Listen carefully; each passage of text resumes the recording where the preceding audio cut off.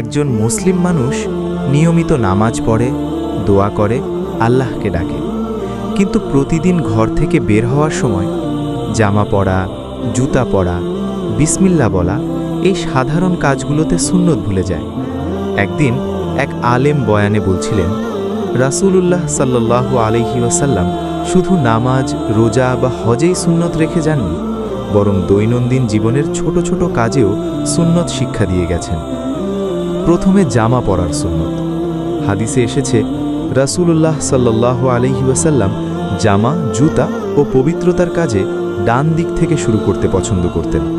সাহি বুখারী 168, সাহি মুসলিম 268। অথচ আমরা জামা হাতে নিয়েই তাড়াহুড়া করে পড়ে ফেলি। না থাকে সুন্নতের খেয়াল, না থাকে বিসমিল্লাহ। অথচ বিসমিল্লাহ সম্পর্কে রাসূলুল্লাহ সাল্লাল্লাহু আলাইহি ওয়াসাল্লাম বলেছেন, যে কাজ বিসমিল্লাহ সারা শুরু করা হয় তাতে বরকত থাকে না। সুনান ইবনে মাজাহ 3970, হাদিসের মর্ম। এরপর আসে জুতা পরা ও খোলার সুন্নত। রাসূলুল্লাহ সাল্লাল্লাহু আলাইহি ওয়াসাল্লাম স্পষ্টভাবে বলেছেন, তোমাদের কেউ যখন জুতা পরবে সে যেন ডান পা দিয়ে শুরু করে আর খুলবে বাম পা দিয়ে। সাহি বুখারী 5855, সাহি মুসলিম 2097। এই কথাগুলো একজন সাধারণ মানুষ মন দিয়ে শুনল। সে কোনো আলেম ছিল না, কোনো বড় বক্তাও না। সে ছিল আমাদেরই মতো একজন কর্মব্যস্ত মুসলিম। সে ভাবল, আমি নামাজ পড়ি, কিন্তু রাসূল সাল্লাল্লাহু আলাইহি ওয়াসাল্লামের এই সুন্নাতগুলো অবহেলা করি কেন?